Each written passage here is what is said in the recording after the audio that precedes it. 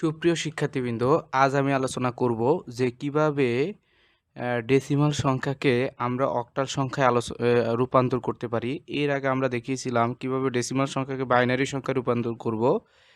ঠিক যেভাবে আমরা ডেসিমাল সংখ্যাকে যে পদ্ধতির মাধ্যমে ডেসিমাল সংখ্যাকে আমরা বাইনারি সংখ্যায় রূপান্তর করেছিলাম, ঠিক একইভাবে ডেসিমাল সংখ্যাকে আমরা অক্টাল সংখ্যায় রূপান্তর করব। সেক্ষেত্রে শুধু অক্টাল সংখ্যার কাজ হচ্ছে 8 দিয়ে তোমাকে ভাগ গুণ করতে হবে।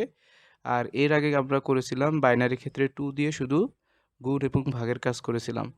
তো আমরা আজকে দেখব যে কিভাবে এই ডেসিমাল সংখ্যাটিকে আমরা অক্টাল সংখ্যায় রূপান্তর করতে পারবো। তো এই ডেসিমাল সংখ্যাটিকে অক্টাল সংখ্যায় রূপান্তর করতে হলে আমাদেরকে প্রথমে কি করতে হবে? আমাদেরকে প্রথমেই এটা যেহেতু একটা পূর্ণ সংখ্যা, দেখো এই ডেসিমাল সংখ্যাটা হচ্ছে একটা পূর্ণ সংখ্যা, সুতরাং এটাকে যদি আমি অপরিণত করতে চাই সেক্ষেত্রে আমাকে ভাগ করে করে বের করতে হবে। ভাগ করে আমাকে বের করতে হবে কিভাবে, দেখো একটু। 7 8 1 5 3 এ হচ্ছে আমার একটা ডেসিমাল সংখ্যা। এটাকে আমি অক্টালে নিব। সেক্ষেত্রে আমাকে 8 দিয়ে ভাগ করতে হবে। তো দেখো, আমরা এই ডেসিমাল সংখ্যাটিকে যদি আমি অক্টাল দিয়ে ভাগ করি, সেক্ষেত্রে 8 দিয়ে যদি ভাগ করি, 7 8 1 5 3 ভাগ হচ্ছে 8, তাহলে আমার ভাগফল আসে দেখো 9 7 6 9 9 7 6 9। এরপরে পয়েন্টের পরের অংশটুকু আমার ভাগশেষ হিসাবে থাকবে। তাহলে আমি ভাগশেষটা আমার কত হবে সেটা আমি বের করব। দেখো, তাহলে এখান থেকে এই যে 9 7 6 9 আমরা যদি বিয়োগ করে দেই, মাইনাস পূর্ণ সংখ্যাটুকু যেটা লিখছি সেটা আমরা বিয়োগ করে দিব, 9 7 6 9। তাহলে আমার দশমিকের পরের অংশটুকু পাবো, অর্থাৎ 0.125। এখন এই 0.125 এটাকে আমরা গুণ করব কত দিয়ে? 8 দিয়ে। তাহলে আমার ভাগশেষ হবে কত? 1। এরপর আবার এই সংখ্যাটাকে আমরা ভাগ করব কত দিয়ে? 8 দিয়ে ভাগ করব। এই সংখ্যাটাকে আমরা যদি 8 দিয়ে ভাগ করি, 7 6 9 ভাগ হচ্ছে 8। এটাকে যদি 8 দিয়ে ভাগ করি তাহলে আমার পূর্ণ সংখ্যা আছে 1 2 2 1। এটা আছে পূর্ণ সংখ্যা, আর দশমিকের পরে আছে 0.125। তাহলে 0.125 এটা দিই, তাহলে যেটা আসবে সেটা হচ্ছে আমার ভাগশেষ। এরপর আবার আমরা এটাকে ভাগ করব কত দিয়ে? 8 দিয়ে ভাগ করব। 1 2 2 1 ভাগ হচ্ছে কত? 8।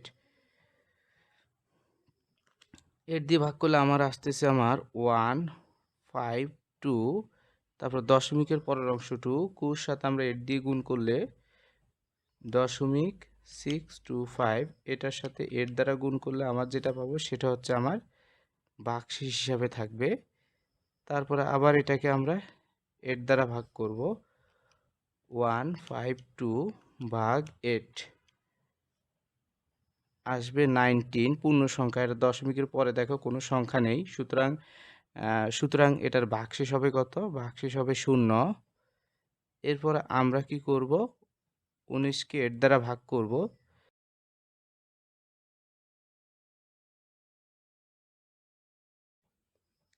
তাহলে 19কে 8 দ্বারা ভাগ করলে আমার 2 আসবে।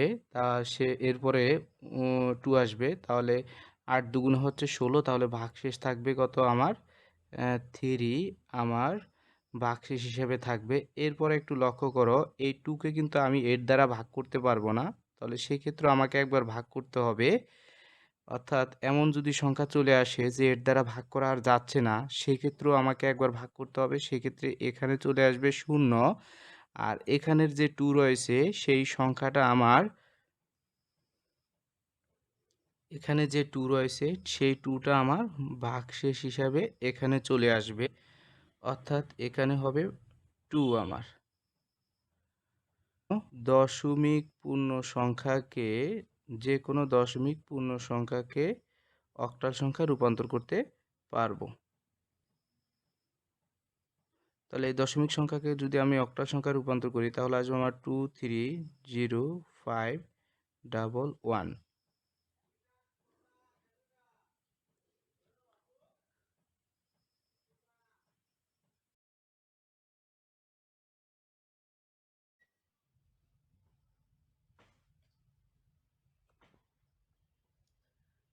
এখন আমরা আলোচনা করব একটা মিক্সড দশমিক সংখ্যাকে কিভাবে অক্টাল সংখ্যায় রূপান্তর করতে পারি সেটা নিয়ে। মিক্সড বলতে এখানে পূর্ণ সংখ্যাও থাকবে এবং দশমিকের পরের সংখ্যাও থাকবে। তো এটাও ঠিক আগের নিয়মে পূর্ণ সংখ্যাটুকুর ক্ষেত্রে পূর্ণ সংখ্যারে আমরা ভাগ করতে হবে কত দিয়ে? 8 দিয়ে ভাগ করতে হবে, কারণ আমরা অক্টালে কনভার্ট করতেছি ডেসিমাল থেকে অক্টালে। সেই ক্ষেত্রে 8 দিয়ে পূর্ণ সংখ্যারে ভাগ করতে হবে এবং দশমিকের পরের সংখ্যাটুকুর ক্ষেত্রে আমাকে 8 দিয়ে গুণ করে বের করতে হবে। তো দেখো এখানে পূর্ণ সংখ্যা আছে আমার হচ্ছে 3547, এইটুকু দশমিকের আগেরটুকু হচ্ছে আমার পূর্ণ সংখ্যা। পূর্ণ সংখ্যা আছে 3547, এটাকে আমরা যদি 8 দ্বারা ভাগ করি 3547 ভাগ 8, এটাকে যদি আমরা 8 দ্বারা ভাগ করি তাহলে আমাকে এখানে পূর্ণ সংখ্যা আসছে আমার 443, তাহলে আমরা 443 এখানে লিখলাম। এরপরে আমার ভাগশেষ কত সেটা আমি বের করব। সেটা বের করার জন্য এখানে দশমিকের পরের সংখ্যাটি হচ্ছে 0.375, সেটাকে আমরা 8 দ্বারা গুণ করব।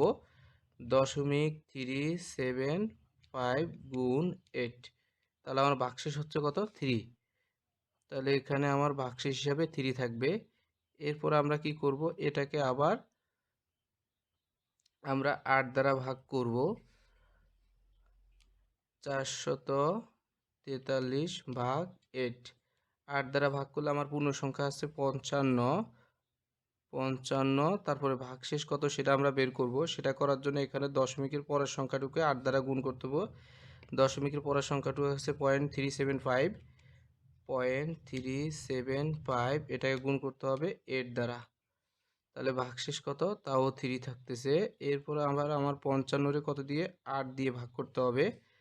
55-রে যদি আমি 8 দিয়ে ভাগ করি তাহলে আমার পূর্ণ সংখ্যা আসবে 6, আর ভাগশেষ হিসাবে কত থাকবে সেটা আমরা দশমিকের পরের অংশটুকুকে আমরা 8 দ্বারা গুণ করলে পাবো। তো দশমিকের পরের অংশটুকু আছে আমার 0.875 গুণ হচ্ছে 8, তাহলে আমার ভাগশেষ হচ্ছে কত? 7। এরপরে লক্ষ্য করো এই 6-এর কিন্তু 8 দ্বারা ভাগ করা যাচ্ছে না, কারণ 6 হচ্ছে আমার 8-এর চেয়ে ছোট। যদি 8 দ্বারা ভাগ না করা যায় তারপরেও একবার আমাকে ভাগ করতে হবে। ভাগ করার ফলে আমার এই 6-এর জায়গায় 0 হয়ে যাবে, আর এখানে এই 6টা আমার কনভার্ট হয়ে এখানে আসবে, অর্থাৎ ভাগশেষ হিসাবে আমার 6 এখানে চলে আসবে। তাহলে আমরা কি করতে পারি? অতএব 3547 এই দশমিক সংখ্যাটাকে যদি আমরা অক্টালে নেই তাহলে আমার আসবে কত? আসবে 6733। এরপরে আমরা দশমিকের পরের অংশটুকু আমরা অক্টালে নেওয়ার চেষ্টা করব। দশমিকের পরের অংশটুকুর ক্ষেত্রে অক্টালে নেওয়ার ক্ষেত্রে আমাকে গুণ করে করতে হবে। তো আমরা গুণ করে করব। দেখো 0.0020, এটাকে গুণ করতে হবে 8 দিয়ে।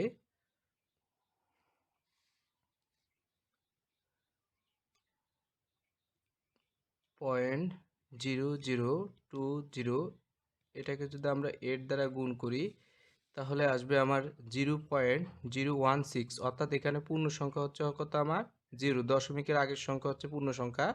তো এখানে পূর্ণ সংখ্যা যেহেতু 0 আসছে তাহলে আমার এইখানে পূর্ণ সংখ্যা হিসাবে আমার আসবে 0, আর এখানে দশমিকের পরের অংশটুকু আমাকে লিখতে হবে। দশমিকের পরের অংশটুকু হচ্ছে 016, এটাকে আবার আমরা 8 দ্বারা গুণ করব।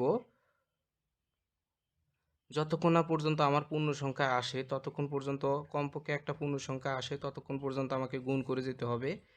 তো এটাকে যদি আমরা 8 দ্বারা গুণ করি তাহলে আসতেছে আমার 0.128, তাহলে এখানেও আমার পূর্ণ সংখ্যা হিসাবে শূন্যের আগে আছে আমার, দশমিকের আগে পূর্ণ সংখ্যা হিসাবে 0 আছে, তাহলে এখানে আমরা 0 বসাবো। তারপরে পয়েন্ট, দশমিকের পরের অংশটুকু 128, এরপরে এটাকে আমরা 8 দ্বারা গুণ করব। তো এটাকে যদি আমরা 8 দ্বারা গুণ করি তাহলে আসবে আমার 1.024। দেখো এখানে আমার পূর্ণ সংখ্যা হিসাবে অর্থাৎ দশমিকের আগে 1 রয়েছে, তাহলে পূর্ণ সংখ্যাটুকু আমরা কি করব, এখানে বসিয়ে দিব। এখানে আমরা পূর্ণ সংখ্যাটুকু বসিয়ে দিব এবং দশমিকের পরের সংখ্যাটুকু আমার এখানে আমরা বসাবো। দশমিকের পরে আছে 024। এখন তোমরা চাইলে আরও দুই একটা স্টেপ করতে পারো, আর না চাইলে এখানে তোমরা থামিয়ে দিতে পারো। তো আমি আরেকটা স্টেপ করতেছি, গুণ 8। এটাকে যদি আমরা 8 দ্বারা গুণ করি তাহলে কত আসবে, দশমিকের পরের অংশটুকু 0.024 গুণ 8। দেখো এটার 8 দ্বারা গুণ করলে আবার পূর্ণ সংখ্যা হিসাবে দশমিকের আগে 0 আসবে এবং দশমিকের পরে 192। তো এভাবে অনেকগুলা সংখ্যা আসতে থাকবে। তো আমরা যতক্ষণ না পর্যন্ত কোনো একটা পূর্ণ সংখ্যা আসে, সাপোজ 1, 2 হতে পারে, 3 হতে পারে, এরকম যতক্ষণ না পর্যন্ত কোনো একটা পূর্ণ সংখ্যা আসে ততক্ষণ পর্যন্ত কমপক্ষে করতে হবে। তোমরা চাইলে এর চেয়ে বেশি করতে পারো। তাহলে অতএব আমার এই যে দশমিকের পরের অংশটুকু 0020, এই দশমিক সংখ্যাটিকে যদি আমরা অক্টালে নেই, অক্টালে কনভার্ট করি তাহলে আমার আসবে 0010 ডট ডট, অর্থাৎ এখানে আরও অসংখ্য সংখ্যা রয়েছে। তাহলে পুরো দশমিক সংখ্যাটুকুকে যদি আমরা অক্টালে কনভার্ট করি তাহলে আমার টোটাল রেজাল্টটি আসবে কি, টোটাল রেজাল্টটি আসবে 3547.0020। এটা আছে দশমিকে। তাহলে এইটুকুকে আমি যদি অক্টালে কনভার্ট করি তাহলে আমরা পাই কোনটুকু, 6733। 6733, তারপর এখানে দশমিক আছে, একটা দশমিক দিতে হবে। আর এইটুকুকে আমরা যদি অক্টালে কনভার্ট করি তাহলে আমরা পাই কত, 0010 ডট ডট। তাহলে এভাবে আমরা খুব সহজে যে কোনো ডেসিমাল সংখ্যাকে অক্টাল সংখ্যা রূপান্তর করতে পারবো। ধন্যবাদ সবাইকে। যদি ভিডিওটি ভালো লেগে থাকে অবশ্যই চ্যানেলটি সাবস্ক্রাইব করবে এবং পাশে থাকা বেল আইকনটি বাজিয়ে দিবে।